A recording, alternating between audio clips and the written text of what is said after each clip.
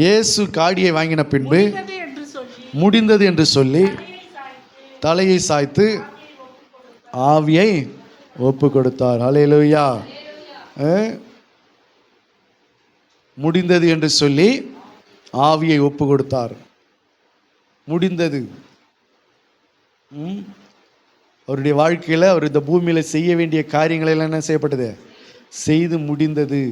இயேசு கிறிஸ்துவானவர் என்ன செய்யணுமோ இந்த பூமிக்கு வந்து அது செய்து முடிந்தது.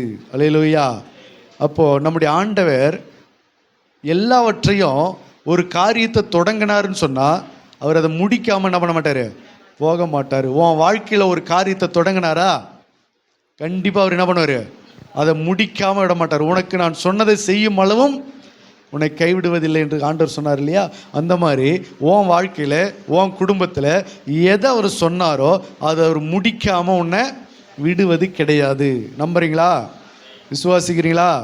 உனக்குன்னு ஒரு திட்டம் இருக்குது, உனக்குன்னு ஒரு பிளான் இருக்குது, உனக்குன்னு ஒரு ஆசீர்வாதம் இருக்குது, உனக்குன்னு ஒரு கிருபை இருக்குது.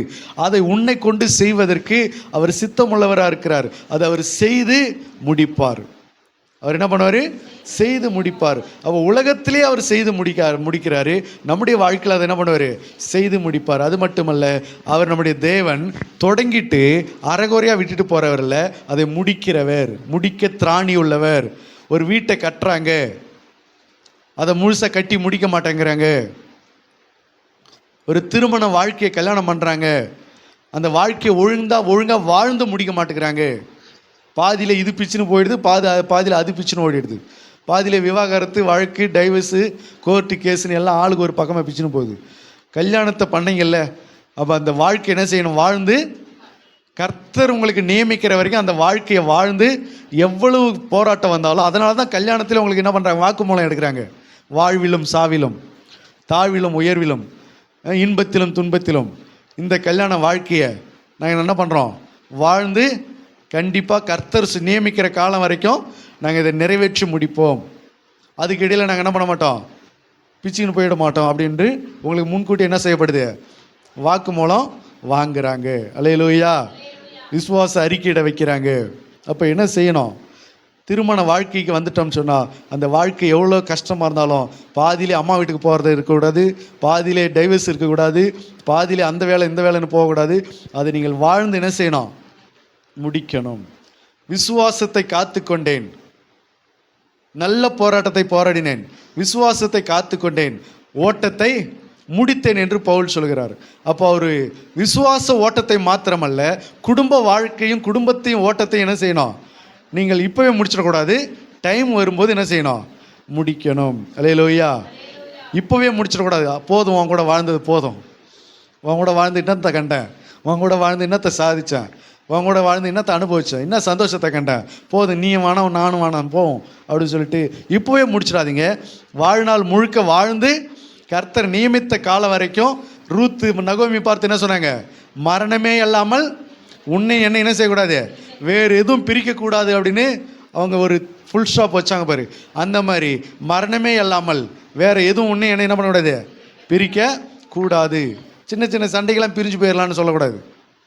சின்ன சின்ன சண்டைகள்லாம் பிரிஞ்சு போய் வாழக்கூடாது. அப்படி இல்லை, நீங்கள் கடைசி வரைக்கும் முடிக்கணும். ஒரு திருமண குடும்ப வாழ்க்கை ஆரம்பிச்சிங்களா, அதை முடிக்கணும். கஷ்டமாக இருந்தாலும் சரி, அதை என்ன செய்யணும்? முடிக்க கர்த்தர் உங்களுக்கு கற்றுக் கொடுக்கிறார். ஹல்லேலூயா. ஃபாரின் கல்ச்சர், சினிமா வாழ்க்கைலாம் அப்படி கிடையாது. உடனே இங்கே கசப்பாயிடுச்சா உடனே அடுத்த கல்யாணம், அடுத்தது அதுவும் சரியில்லை, அடுத்த கல்யாணம், அடுத்தது அதுவும் கல்யாணம், போயிட்டே இருக்கலாம். அவ்வளோதான். அது ஒரு கலாச்சாரம். இப்போ இந்த கலாச்சாரம் யாருக்குள்ளேயும் பரகி இருக்குது? கிறிஸ்தவர்களுக்குள்ளேயும் ஊழியத்திலையும் பரவிடுச்சு. இந்த மனைவி விட்டுட்டு இன்னொரு மனைவி, இன்னொரு மனைவி விட்டுட்டு இன்னொரு மனைவி அப்படின்னு சொல்லி இன்றைக்கி அப்படியும் போயிடுது. அப்போ அவங்க என்ன செய்யலை? திருமண வாழ்க்கையை தொடங்கினாங்க, அது என்ன பண்ணலை? முடிக்கலை. கோபுரத்தை கட்ட தொடங்கினாங்க, அதை கட்டி முடிக்கலை. அல்லேலூயா. ஆண்டவராக இயேசு கிறிஸ்து இந்த பூமியில் எதை தொடங்கினாரோ அதை அவர் என்ன பண்ணார்? முடித்தார். நியாயப்பிரமாணத்தை தொடங்கினார், நியாயப்பிரமாணத்தை முடித்தார். இப்போ புதிய பிரமாணத்தை தொடங்குறாரு, அதையும் ஒரு டைம் வர வரைக்கும் என்ன பண்ணுவார்? நடத்துவார். அது டைம் நிறைவேறும்போது அதை முடிப்பார். அவருடைய விசுவாசத்தை ஓட்டத்தை, அவருடைய தேவ சித்தத்தை தொடங்கினார், அதை முடித்தார். அப்போ நம்முடைய வாழ்க்கையில் எதையுமே முடிக்கிறவர்களாக நம்ம என்ன செய்யணும்? பிரயாசப்பட்டு ஓடணும். அல்லேலூயா, அல்லேலூயா. 6வது வார்த்தையாக முடிந்தது என்று சொன்னார். அடுத்தது 7வது வார்த்தையாக லூக்கா 23:46. இயேசு, பிதாவே, உம்முடைய கைகளில் என் ஆவியை ஒப்புவிக்கிறேன் என்று மகா சத்தமாய் கூப்பிட்டு சொன்னார். அல்லேலூயா. ஆண்டவராக இயேசு கிறிஸ்து கடைசி நேரத்தில் உம்முடைய கைகளில் என் ஆவியை ஒப்புவிக்கிறேன். மனுஷனுடைய ஆவி கர்த்தர் தந்த தீபமாக இருக்கிறது. வசனத்தெல்லாம் சொல்கிறது உங்களுக்கு டைம் ஆகும், அதனால் உங்களுக்கு நான் ஷார்ட்டாகவே சொல்லிடுறேன். மனுஷனுடைய ஆவி எதுவாக இருக்குதா? கர்த்தர் தந்த தீபமாக இருக்கிறதா. அப்போ இந்த ஆவி யார் கொடுத்தது?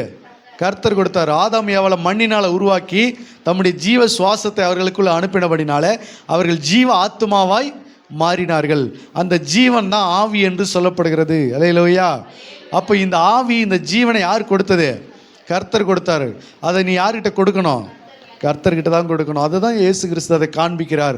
பிதாவே, என்னுடைய ஆவியை உம்முடைய கைகளில் ஒப்புவிக்கிறேன். யூதாஸ் யார்கிட்ட கொண்டு போய் கொடுத்தான்? ஆவியை பிசாசுக்கிட்ட கொடுத்துட்டான். சாத்தானே, என் ஆவியை குற்றமில்லாத ரத்தத்தை காட்டி என் ஆவியை வாங்கையில் ஒப்பு கொடுக்குறேன், நீ பார்த்துக்க அப்படின்னா அவன் என்னத்தை பார்ப்பான்? அதனால் நம்ம ஆவியை கர்த்தர் கொடுத்தார்ல, அப்போ கர்த்தரே அவன் உயிரை எடுக்கிற வரைக்கும் நீ என்ன பண்ணக்கூடாது? யார் உயிரையும் எடுக்காத பார்த்துக்கணும். அல்லேலூயா. கர்த்தரே உன்னுடைய ஆவியை உன் உயிரை எடுக்காத வரைக்கும் நீ அது வரைக்கும் யார் உயிரையும் என்ன பண்ணாத? எடுக்காத. அல்லேலூயா. உன் உயிரை நீயாவும் என்ன பண்ணிக்காத? எடுத்துக்கொள்ளாத. உன் உயிரை சாத்தான்கிட்ட என்ன பண்ணுறாத? அடகு வச்சிடாத. தற்கொலை பண்ணிக்காத. தற்கொலை முயற்சி எடுக்காத. சாவ போகிறேன்னு சொல்லாத. கர்த்தருடைய பிள்ளை வாழ்க்கையில் சாவ போகிறேன்னு என்ன பண்ணாத? சொல்லக்கூடாது. எத்தனை பேர் இந்த மாதத்தில் சொன்னீங்க சாவ போகிறேன்னு? எத்தனை பேருடைய வாயிலிருந்து இந்த வார்த்தை வந்துச்சு? பேசாமல் எங்கேயாவது போய் செத்துடலான்னு இருக்கிறேன் சொன்னீங்களா? எங்கேயாவது போய் சாவலான்னு இருக்கிறேன், எங்கேயாவது போய் செத்துடுறேன் பாரு, எங்கேயாவது போய் தற்கொலை செஞ்சுக்கிறேன் பாரு, அப்படியெல்லாம் பேசக்கூடாது. கர்த்தருடைய பிள்ளைகள் சாவ போகிறேன் அப்படியெல்லாம் பேசக்கூடாது. நம்மளும் சாவக்கூடாது, மற்றவங்களும் என்ன பண்ணக்கூடாது? சாவடிக்கக்கூடாது. அதனால தான் யோனா என்ன பண்ணான்? எண்ணெய் தூக்கி கடலில் போடுங்கண்ணா. அவனை சாகணுன்னா என்ன பண்ணிடலாம்? அவனே செத்துருக்கலாம். யூதாசை போல நாண்டு கொண்டு செத்துருக்கலாம். ஆனால் யோனா என்ன பண்ணுறான்? அங்கேயே ஞானமாக எண்ணெய் தூக்கி என்ன பண்ணுங்க? கடலில் போடுங்க அப்படின்றான். அப்போ இவனா அந்த உழுந்து செத்தானா அது தற்கொலை. அப்போ இவங்க தூக்கி போட்டாங்கன்னா அது இவன் செஞ்ச தற்கொலை கிடையாது. ஹல்லேலூயா. அதனால் கர்த்தருடைய பிள்ளைகள் நம்ம ஆவியை, நம்ம ஜீவனை நாமளாம் என்ன பண்ணிக்கூடாது? மாய்த்து கொள்ள கூடாது. நம்ம ஆவியை யார் கையில் ஒப்பு கொடுக்கணும்? கர்த்தர் கையில் ஒப்பு கொடுக்கணும். ஹல்லேலூயா. ஒருத்தர் என்கிட்ட பேனா வாங்கினார் ஒரு பேங்க்குக்கு ஒரு நாள் போயிருக்கும்போது, பேங்க்குக்கு நான் போகல, இன்னொருத்தர் என்னை கூட்டிகிட்டு போனார். அங்கே நான் போயிருந்தபோது என்கிட்ட ஒருத்தர் பேனா எழுதுறதுக்கு வாங்கினார் எடுத்துன்னு போயினேன்ட்டார். ஏன்? ஞாபகம் இல்லாமல் பாக்கெட்டில் மாட்டின்னு போயிட்டார். அதனால் சில நேரங்களில் என்ன பண்ணுறேன், பேனா மூடி கைட்டின்னு அவர்கிட்ட கொடுக்குறது. இப்போ அவர் பார்ப்பார், வச்சு பார்ப்பார், ஒன்றும் மாட்டுறதுக்கு ஒன்றும் இல்லைன்னு அப்புறம் தான் ஞாபகம் வரும், ஓ இது பேனா வேறு ஆளுது போலது அப்படின்ட்டு. அதனால் நான் சில டைமில் மூடி கைட்டின்னு வெறும் பேனா கொடுக்குறது. அப்போ இவர் பேனா அன்றைக்கி நான் முழுசாக கொடுத்துட்டேன், எடுத்துன்னு மாட்டின்னு போயிட்டார். கொடுத்தது நான், எடுத்துன்னு போனது அவர். நியாயமா இது? அப்போ கொடுத்தது, ஜீவனை கொடுத்தது யார்? கர்த்தர் கொடுத்தாரு. அப்போ அந்த ஜீவனை கொண்டு போய் யார்கிட்ட அடமானம் போடக்கூடாது? பிசாசுகிட்ட கொடுக்கக்கூடாது. அதனால தான் சொல்கிறாரு, பிதாவே உம்முடைய கைகளில் என் ஆவியை ஒப்புவிக்கிறேன் என்று சொல்லி ஜீவனை விட்டார். ஹல்லேலூயா.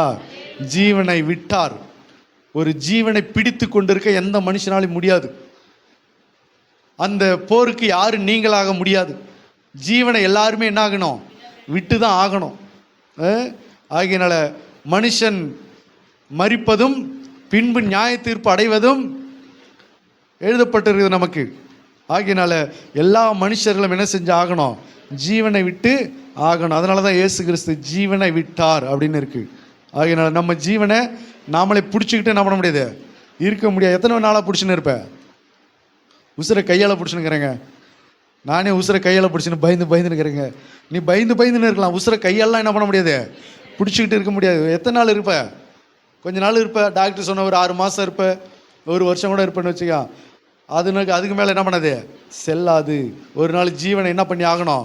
விட்டே ஆகணும். ஆண்டவர் சொல்றார், என் நிமித்தம் ஜீவனை விட்டவன் அதை மறுபடியும் பெற்றுக்கொள்வான் என்றார், அடைவான். என் நிமித்தம் ஜீவனை விடலை அப்படின்னு சொன்னால் அவன் ஜீவனை என்ன பண்ண முடியாது? அடைந்து கொள்ள முடியாது அப்படின்றாரு. அப்போ நீங்கள் ஜீவனை விடுகிறவர்களாக இருந்தால் யாருக்காக ஜீவனை விடணும்? கர்த்தராக இயேசு கிறிஸ்துவாக ஜீவனை விடுகிறவர்களாக இருந்தோம் என்று சொன்னால் திரும்ப அதை நம்ம என்ன பண்ணலாம், பெற்றுக்கொள்ளலாம். இயேசுக்காக நான் வாழ மாட்டேன்னு சொல்லிட்டு நீ உலகத்துக்காக வாழ்ந்தன்னு சொன்னால் நீ ஜீவனை இழந்து விடுவாய். ஆகையினால இயேசு பிதாவே உம்முடைய கைகளின் ஆவியை ஒப்புவிக்கிறேன் என்று சொல்லி மகா சத்தமாய் கூப்பிட்டு ஜீவனை விட்டார். ஆகையினால உங்களுடைய வாழ்க்கையில் இந்த 7 வார்த்தை எதை உணர்த்துகிறது என்பதை அறிந்து நீங்களும் இந்த வார்த்தைக்கு ஏற்றபடி உங்களை ஆண்டவருக்கு ஒப்பு கொடுத்து அர்ப்பணித்து நீங்கள் வாழ வேண்டும் என்பது தேவனுடைய சித்தமாக இருக்கிறது. ஹல்லேலூயா. ஆகையினால் இதில் நம்ம பேச வேண்டிய காரியங்கள் நிறைய உண்டு. இன்னும் நிறைய வசனங்கள் நிறைய கோடிட்டு நிறைய காமிச்சிட்டே போகலாம். ஆகையினால இன்றைக்கு இது நமக்கு போதும். கர்த்தர் உங்களை ஆசீர்வதிப்பாராக. ஆமீன். எல்லாரும் ஜெபிக்கலாம், முழங்கால் படிடுவோம்.